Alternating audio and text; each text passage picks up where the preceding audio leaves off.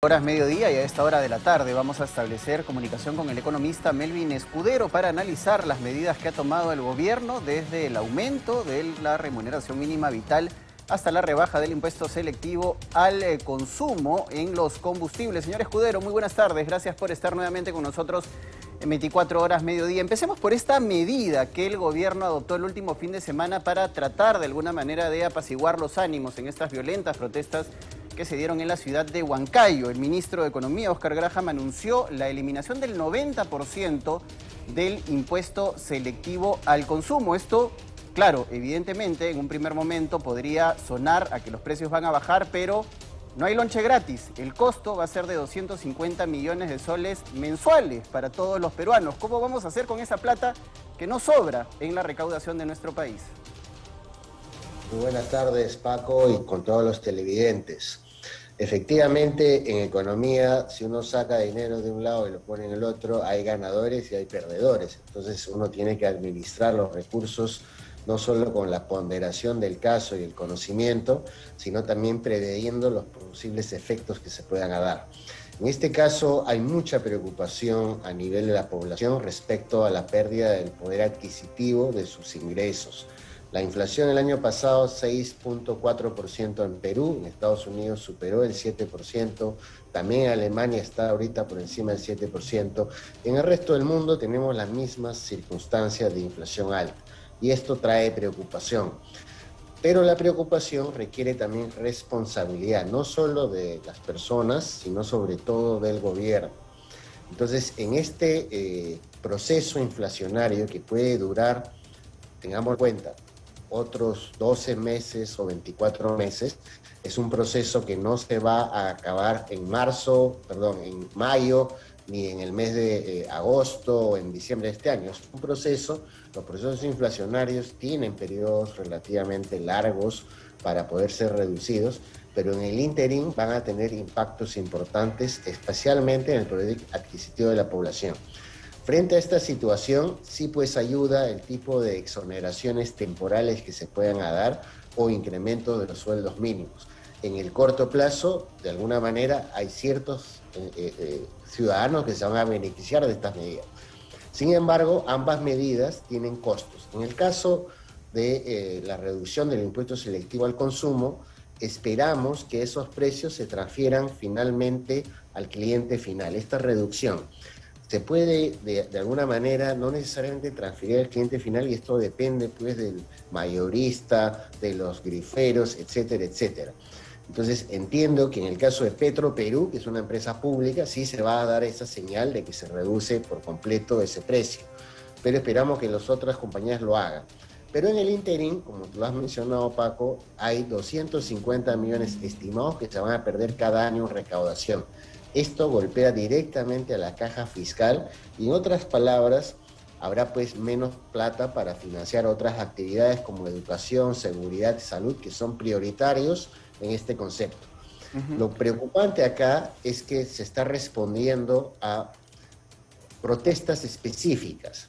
Entonces, un día son los transportistas, después los agricultores, después los industriales, después los pesqueros, después los universitarios. Haga usted su lista. Entonces, no consideremos que para salir a quemar las llantas, bloquear carreteras y uno obtiene beneficios es la manera de este u otro gobierno.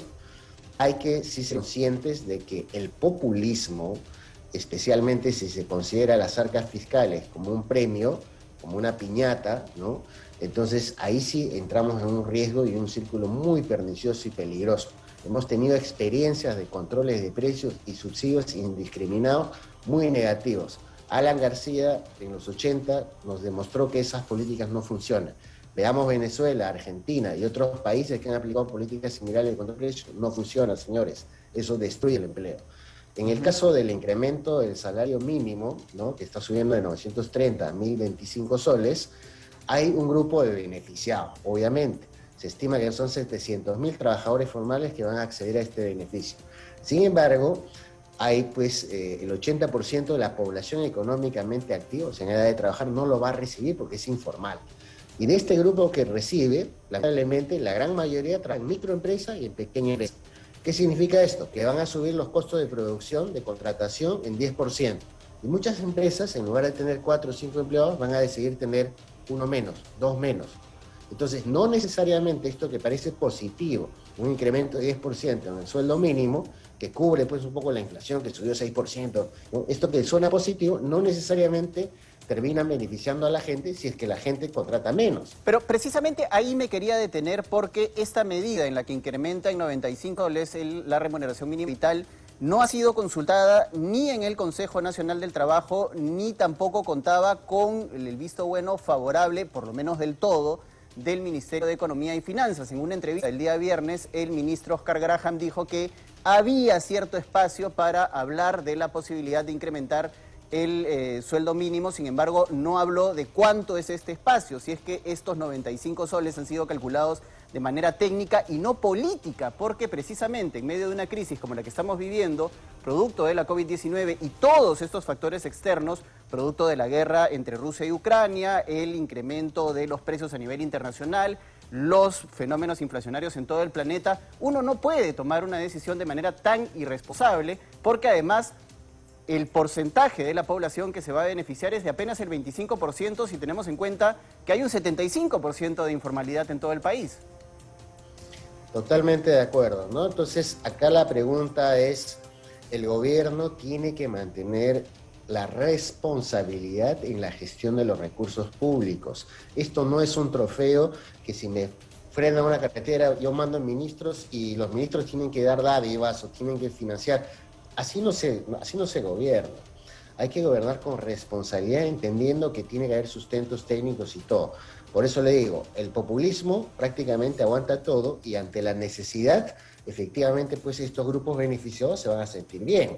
El único problema es que no necesariamente vas a beneficiar a todos los grupos, por lo que va a haber otros grupos que van a empezar a ver pues que acá la manera de negociar con el gobierno no es trabajando para generar más productividad, para crear más empleo, más inversión, sino es haciendo parones, ¿no? Huelgas, quemando propiedad privada, y con eso se va a lograr resultados. Yo creo que hay que tener muy claro que el mensaje del gobierno debe de ser de responsabilidad. El ministro de Economía, Oscar Graham, es una persona técnica, sabe. Entonces, escuchémoslo más, porque yo entiendo que acá parece que la mitad o más de la mitad en el Consejo de Ministros pues suena populista y está desesperado por hacer medidas. Y el populismo no nos va a llevar a ningún lado, sino a hundirnos más como país. No es posible que hagamos eso, pero sí es importante que aprovechemos las fuentes generadoras de empleo. Infraestructura genera empleo. Entonces, ¿por qué no destrabamos la infraestructura? El gobierno tiene dinero, entonces hagamos más infraestructura.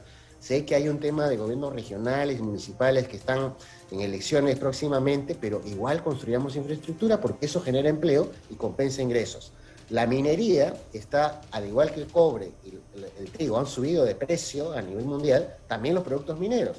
Entonces, los precios de la minería ahorita son espectaculares. Hay un montón de proyectos mineros que tienen que ser promovidos y salir. Pero si hay un sentimiento antiminero, un montón de ministros que están, o en los círculos del presidente, entonces esa gallina de los huevos de oro que la tenemos ahí para ayudarnos a paliar esta situación, que también viene importada del mercado internacional, es pues una oportunidad que podría generar miles de empleos. Se estima que si se activan todos los proyectos, que son más o menos entre 50.000 y 60.000 millones de dólares, o sea, es un montón de dinero que puede venir a Perú, se generaría por lo menos 1 millón de empleos. Así es. Verdaderamente importante reflexionar sobre la dimensión de estas medidas económicas que se toman, porque finalmente las vamos a pagar todos los peruanos. Muchas gracias, Melvin, por haber estado con nosotros en 24 horas mediodía. Vamos en vivo ahora hasta Villa.